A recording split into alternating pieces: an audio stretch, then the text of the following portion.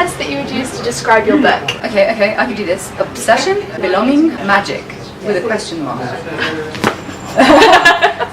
If you could do one thing with magic, what would you do? Probably have some people assassinated. Good morning, YouTube. Today I am here with the wonderful author of The Graces, Laure Eve. Hi. So yeah, today I'm going to be asking her a bunch of questions. Today I'm going to learn how to talk. Today I'm going to be asking her a bunch of questions and then also playing a sort of loose game type thing. Oh, bring it. Would you like to tell everybody just like a little bit about your book? So, The Graces is about a family called The Graces, and they are the most glamorous family in their town. They're very cool, they're very mysterious, everybody kind of loves them, everybody kind of hates them, and the rumour about them is that they are witches, which they neither confirm nor deny. And then into this arena comes a girl who becomes obsessed with the siblings that are at high school, the Grace siblings, and she's trying everything she can do to get into their inner circle. But what you're not really sure of is why she's doing what she's doing. And that is where I will stop. What was your main inspiration for these books? I know you talk a lot about The Craft, which is an awesome movie. Like, you totally need to check it out. It's such a good movie. But is there anything other than The Craft that perhaps like drew inspiration from? Oh, for sure. I mean, there's a lot of stuff. The Craft is just really a jumping off point, I guess. But there were things like Crucible, the play, which I studied in secondary school, made a very lasting impression on me. Not just because it was about, you know, sort of historical witchcraft or anything, but it was because it was about female friendships and the intensity of those and how dangerous sometimes they can become when girls empower themselves. How that's not it's an interesting way you can push it into a negative rather than a positive. It's very interesting arena. So The Crucible, and also slightly left field, but probably a lot of music. Okay. I'm a huge music fan, and so I draw a lot of inspiration from it in that when I listen to music I really love, it's very atmospheric. What are some of your favourite bands then, or favourite tracks to listen to? Well, actually, The Graces has a playlist on Spotify, and it's on my work homepage.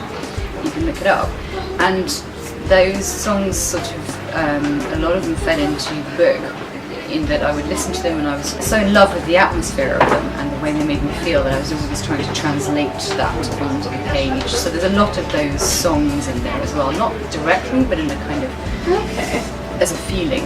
Yeah. Definitely have to check that playlist out. Yeah, Curious now, curious. My memory is like a sieve. Literally can't unlock my phone. Oh my god. Don't get the update. Nobody should get the update. Have you had to actually rename any of your characters? So as you were going through the writing stages, did any of your characters go through a name change? I find this really interesting. That is an interesting question. Only one, I think, which was Marcus. I don't know why actually. I think he started as something else, Tom or something. I don't know what it was. It was, or maybe John actually. I wanted to have like a real standard name. But generally speaking, I tend to choose names quite early, so they really do stick, because a name for me gives me a lot of insight into a character. So once I have their name, I know a lot more about who they are, and I don't know why. There's just a feeling about some names. So I think his was the only one that changed, and the rest were very much set from the beginning. Were any of these characters based off of anybody you actually know? Like, have you put people that you know secretly into it? Are they going to read it and just be like, that's me? What have you done? No. I mean, maybe subconsciously, because you draw from, what you know and everything around you, so there are probably bits of, personalities in there that I've come across or whatever, but no. And I had to tell, it's not for this book, but for my previous book, well, for this book as well, there's a mother figure in it, Esther, who's problematic, shall we say?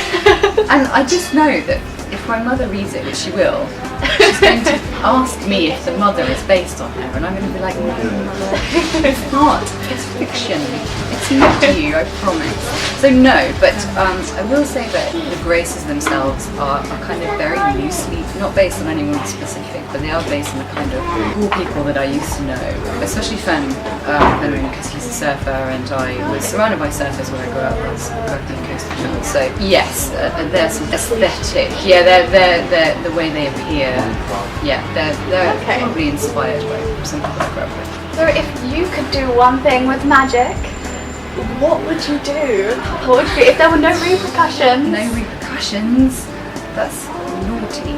That's a really good question. I'd probably have some people assassinated. Not people I know. Don't make it hard. People, yes, I am that dark. People who... That's probably the greatest answer I could have thought of. Nobody would expect that. People who I genuinely believe are taking our species down an awful path. But then again, that's my opinion. And I think that they probably feel the same way as well. That they're going to just right the world and make it all okay for everybody. But you know, that some names spring to mind which I'm not going to put on the video. People in the world who have a lot of power and are not doing very nice things with it. So perhaps just to take the power away, but assassinate. We could do that instead. We could just make them not powerful. You're right. That's so much better. That's so much better. Just like send them to work I took it to a an bad ice place. cream shop. I'm sorry. Let's move on. Let's move on. Definitely fits in with the book with all the crazy things that seem to happen. For sure. It's gotta be a crazy answer too. Exactly. I can't just give a boring one. I've got to go all in, you know? Okay, so I have come up with a sort of game, if you can call it a game. I've called it Which because I thought that was funny. Very good. And I like puns. Yeah. So basically I've taken a handful of popular authors and I'm going to ask you which you think they will be. Which type of witch. Okay. Nice. Water, earth or fire. Okay. Nice. So first up is Sarah J. Maas. Sarah J. Maas. Got to go for some popular ones. I think Sarah would be water. Okay. Because I've heard she's super charming. That is a characteristic of water. I don't know, she just seems very flowy to me. Flowy and watery. Even though all her books are action-packed. True, but crazy. I mean her herself, I would say.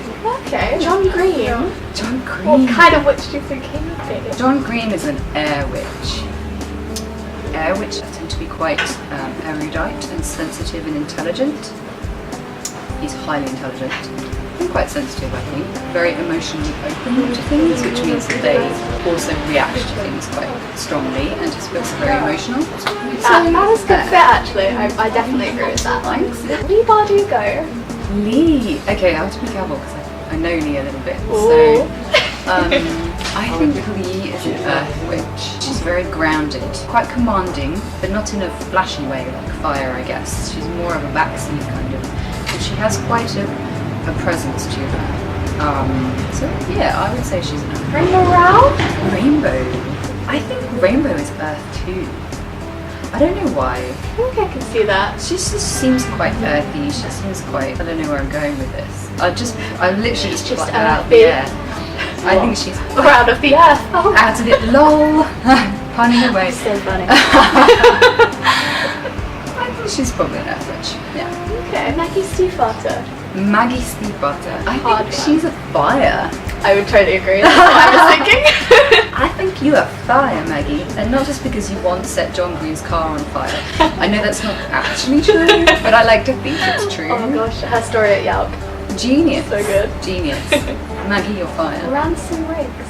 Ransom Riggs. Wow. Okay. I think he's air too. I think he's air. He seems quite ethereal in the sort of imaginative I can see that. space. So, do you know what I mean? Like that kind of thing. Last but not least, yourself. Laure Eve, what kind of witch are you? I'm an earth witch. Gonna join the Earth Club. I'm going to join the Earth Club just because they're quite sensory. They take a lot of comfort and pleasure from indulging their senses. which means they're quite grounded and practical people. And I don't look practical, but I am quite practical actually. They're also quite patient and loving, which is less me, but I feel like you could kind of pick and choose which bits fit you best. So that's me. I know that at the Outfield stand, and I read through that, and I think that I associated most with the air category. Okay, nice. So I think that I will join the air club. Run some drinks, not a bad companion. You're a handsome companion. Being air. Air and peculiar. Oh yeah, nice. So yeah, that is everything that I had to offer. Oh, cool. You should all definitely check out the Graces. It is super awesome. You totally should. Yeah. We're not biased or anything. No. Not in the slightest. No. So yeah, thank you for chatting to me today. Thank you so much. I will see you next time, guys. Bye. Bye.